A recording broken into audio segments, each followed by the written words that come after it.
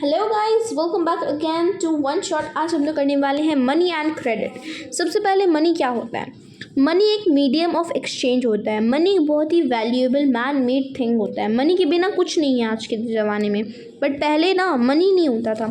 पहले चलता था बार्टर सिस्टम, यानी कि एक सामान कोई इंसान बेचता था और दूसरे को वही सामान चाहिए होता था। मतलब दूसरे सामान के बदले में सामान को लेने को बोलते हैं बार्टर सिस्टम। मतलब exchange done with the help of goods is called as barter system. अब डबल कोइंसिडेंस ऑफ वांट क्या होता है? आप वही चीज़ बेच रहे हो जो दूसरे को चाहिए, ठीक है। जैसे कि आप कोई वीट बेच रहे हो और कोई और है जिनको शूज़ के बदले वीट चाहिए, तो वो शूज़ आपको देंगे और आप उनको वीट दोगे। आपको भी शूज़ चाहिए, उनको भी वीट चाहिए। आपके पास वीट है, उनके पास शूज़ है, तो आप लोग एक्सचेंज कर लोगे, ठीक है। बट क्या हो, अगर आपको तो क्या चाहिए, आपको पॉट्स चाहिए, बट पॉट वाले को वीट चाहिए और वीट वाले को शूज़ चाहिए। मतलब कि आपके पास अलग अलग इंसान आ सकते हैं। कोई आ सकता है वीट लेकर के, पर आपको तो वीट नहीं चाहिए। कोई आ सकता है कुछ और लेकर के, लाइक क्लॉथ लेकर के कोई आ सकता है, पर आपको क्लॉथ भी नहीं चाहिए, आपको वीट भी नहीं चाहिए, आपको तो शूज़ चाहिए, पॉट्स चाहिए, बट वो पॉट्स वाले को तो शूज़ नहीं चाहिए ना। तो ऐसे बहुत कन्फ्यूजन, बहुत प्रॉब्लम हो सकती है। तो इसी वजह से क्या होता है कि मनी बनाया गया। तो मनी की हेल्प से आप क्या करोगे कि आप इसको पैसे दे करके वीट खरीदोगे, ठीक है। अगर आपको वीट चाहिए, आप इसको पैसे दे करके पॉट खरीदोगे। अगर आपको पॉट चाहिए, और ये आपको पैसे दे करके शूज़ खरीदेगा, ये आपको पैसे दे करके शूज़ खरीदेगा, ठीक है। तो मनी क्या करता है? It eliminates the problem of double coincidence of want. फिर मनी एक मीडियम ऑफ एक्सचेंज होता है। ऐसा क्यों? क्योंकि दो चीज़ के एक्सचेंज में मनी काम कर रहा होता है। दो चीज़ मनी के बगैर एक्सचेंज नहीं हो सकती। अब मनी इतना वैल्यूएबल क्यों है? क्योंकि इसको RBI इशू करती है और ये सेंट्रल अथॉरिटी इसको प्रोवाइड करवाती है। बिना सेंट्रल अथॉरिटी और RBI के ये कुछ भी नहीं होता है। आप कोई भी नोट देखोगे ना, तो उसमें ऊपर में लिखा हुआ रहता है कि guaranteed bye the central government, ठीक है। यानी कि उसका जब तक वो गारंटी है तब तक वो चलेगा, ठीक है। यहाँ पे है कि वो मीडियम ऑफ एक्सचेंज क्यों है, ठीक है।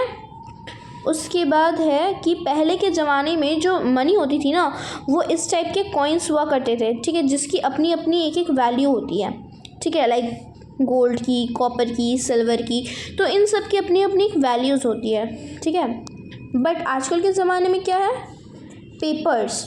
और पेपर की कोई अपनी वैल्यू नहीं होती, उसमें लगे उस स्टैम्प की होती है जिसमें लिखा जाता है कि authorised by the government, authorised by the central government और इशूड बाय RBI। फिर देखते हैं हम लोग डिपॉजिट्स विद बैंक। अब यहाँ पे है कुछ टर्म डिमांड डिपॉजिट, यानी कि जो मनी हम लोग बैंक में जमा करवाते हैं उसको हम लोग अपने डिमांड्स पर क्या कर सकते हैं, विदड्रॉ भी कर सकते हैं, यानी कि बैंक से निकाल सकते हैं। This is called as demand deposit. अब ये देखिए, ये क्या है? ये है एक चेक, ठीक है। चेक क्या होता है? चेक एक ऐसा पेपर होता है जो कि बैंक को बता रहा होता है कि इस नाम के इंसान को इतना रुपया दे दो मेरे अकाउंट से, ठीक है। मतलब कि cheque is a paper instructing the bank to pay from the person's account to the person in whose name the cheque has been issued. अब ये अकाउंट क्या होता है? बैंक में ट्रांजैक्शन करवाने के लिए आपको ज़रूरत है एक अकाउंट की। अकाउंट के बिना बैंक में कोई भी ट्रांजैक्शन इज़ नॉट पॉसिबल, ठीक है, क्योंकि बैंक में पैसा जमा करवाते हो तो आप अपने एक अकाउंट में करवाते हो, ठीक है। उसके बाद आ जाती है हमारी लोन एक्टिविटीज़।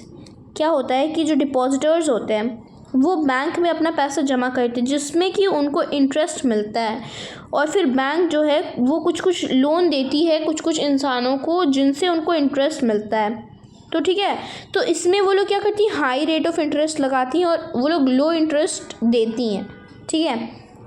तो जब वो लोग लो इंटरेस्ट देती हैं और हाई इंटरेस्ट लगाती है, तो जितना भी बीच में जितना भी अमाउंट बचा वो अमाउंट बैंक कमाती है, ठीक है। अब देखते हैं कि बैंक पैसा कहाँ से लाती है इन बोरोवर्स को लोन देने के लिए।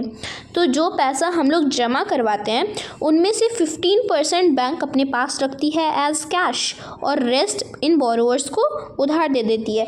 और वो 15% क्यों रखती है? इन केस कि अगर आप चले गए अपने बैंक से पैसा निकालने के लिए तो वो 15% में से वो बैंक आपको दे सकती है।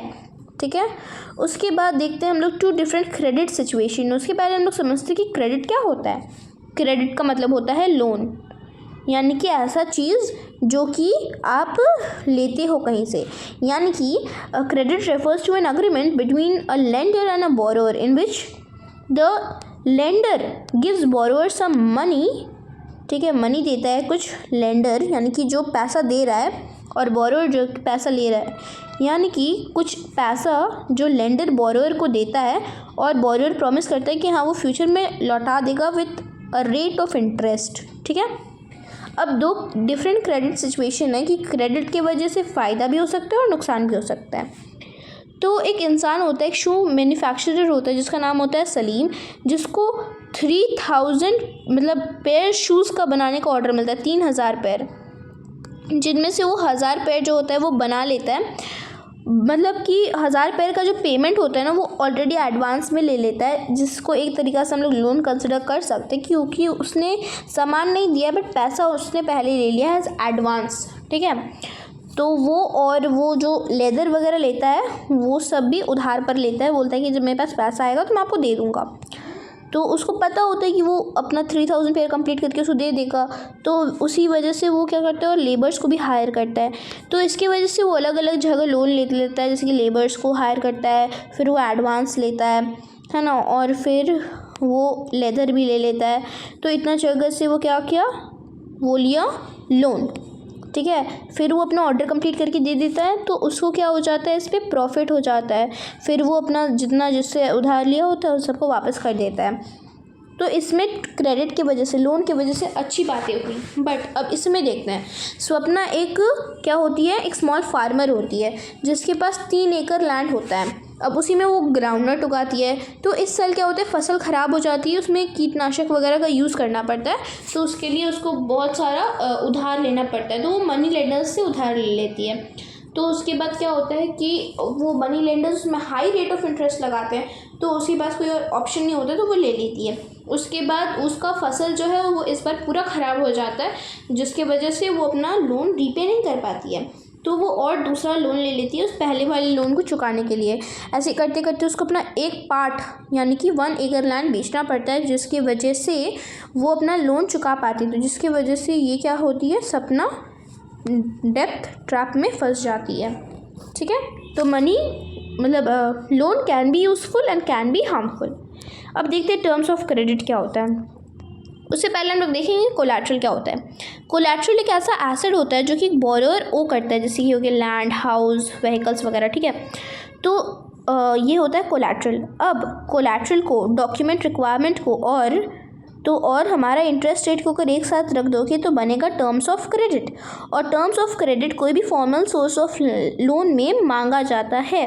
बिना टर्म्स ऑफ क्रेडिट के या मतलब बिना कोलैटरल के और बिना डॉक्यूमेंट के नहीं देगा कोई भी लोन आपको फॉर्मल सेक्टर्स में। यही एक बहुत बड़ा कारण है जिसकी वजह से इनफॉर्मल सोर्सेज में इतना ज़्यादा बढ़ोतरी हो गया है। ठीक है, अब हम लोग देखते हैं कि फॉर्मल और इनफॉर्मल सेक्टर्स ऑफ लोन क्या होता है। फॉर्मल सोर्स और इनफॉर्मल में एक्चुअली डिफरेंस क्या होता है कि फॉर्मल सोर्सेज जो होता है ना उनमें क्या चाहिए, हम लोग को डॉक्यूमेंट चाहिए, इनफॉर्मल में नहीं चाहिए। ये लेस रेट इंटरेस्ट का लेता है, ये हाई रेट लेता है एज़ कम्पेयर्ड। उसके बाद जो फॉर्मल सोर्सेज होता है ना वो क्या करता है, जो भी कोलैटरल होता है वो नीड करता है, ये कोलैटरल नहीं नीड करता। ये बैंक्स कोऑपरेटिव्स होता है और ये जो होता है वो लैंड लॉर्ड्स, मनी ओनर्स वगैरह होते हैं। ठीक है, उसके बाद आता है RBI, reserve bank of India, इसका फंक्शंस। तो सबसे पहले कि बैंक में नज़र बना कर ये रखता है कि वो सिर्फ प्रॉफिट बनाने के लिए नहीं बल्कि सबको पैसे दे, सबको लोन प्रोवाइड करे जिसको उसकी ज़रूरत हो, नंबर 1। नंबर 2 कि यही एक इकलौता ऐसा अथॉरिटी है जिसको की राइट है कि वो मनी बना सके। ठीक है, इशू कर सके और कोई और नहीं कर सकता। और तीसरा कि ये सारे फॉर्मल सोर्सेज ऑफ लोन पे नज़र बना करके रखता है। And fourth last but not the least कि आरबीआई के बिना कोई भी जगह में कुछ भी, मेरा मतलब है कि जो बैंक्स होता है वो आरबीआई को एक एक महीने में और एक एक महीने में कर करके अपना एक एक महीने का जितना भी एक एक दिन का उसने कितना लोन दिया, किससे लोन लिया, कितना रेट ऑफ इंटरेस्ट पे लिया, ये सारी इन्फॉर्मेशन प्रोवाइड करता है। ठीक है, उसके बाद आती है हमारी कि फॉर्मल और इनफॉर्मल सेक्टर्स ऑफ लोन से लोन लेता कौन है। सबसे ज़्यादा इनफॉर्मल सोर्सेज से पुअर हाउस होल्ड और कुछ कुछ एसेट्स के साथ जो हाउस होल्ड होते हैं वो लोग लेते हैं। वेल ऑफ हाउस होल्ड्स और रिच हाउस होल्ड्स के जो भी बंदे हैं वो लोग क्या करते हैं, फॉर्मल सोर्सेज ऑफ लोन्स को ज़्यादा प्रेफर करते हैं। ठीक है, उसके बाद आ जाती है हमारी कि सेल्फ हेल्प ग्रुप यानी कि SHGs क्या होता है। सेल्फ हेल्प ग्रुप कुछ ऐसा ग्रुप होता है जो कि आसपास के जगह के बंदे मिलकर के बनाते हैं, जिसमें कि लड़का लड़की सब लोग होता है, जो कि मतलब एक साथ जितना भी मान लो 5 घर के इंसान, 6 घर के इंसान, 7 घर के इंसान मिलकर के एक सेल्फ हेल्प ग्रुप बनाए। ठीक है, तो उसमें जितना भी मेंबर्स होता है सब मिल करके कुछ कुछ अमाउंट हर एक महीना, हर एक दिन, जैसे जैसे जिसका इसका होता है कुछ कुछ अमाउंट कलेक्ट करता है। फिर मान लो किसी एक को बहुत ज़रूरत पड़ गया तो फिर इस अमाउंट में से कुछ कुछ अमाउंट का मनी इसे मिल जाता है। ठीक है, बिना किसी झिकझिक के। तो इस यही हेल्प होता है, इसीलिए बनाया जाता है कि वुमेंस और जो भी वो मेंबर्स होते हैं जिनके पास कोलैटरल नहीं हो वो सब क्या कर सके, इस सेल्फ हेल्प ग्रुप से बहुत फ़ायदा में रह सकें। तो यहाँ पे सारी फीचर्स गिवन है SHGs की। ठीक है, अब इसी को देख करके बांग्लादेश में ग्रामीण बैंक्स बना था जिसका सेम मोटिव था। ठीक है, और बस यही तक था हमारा चैप्टर। तो टिल देन के लिए बाय बाय, टेक केयर।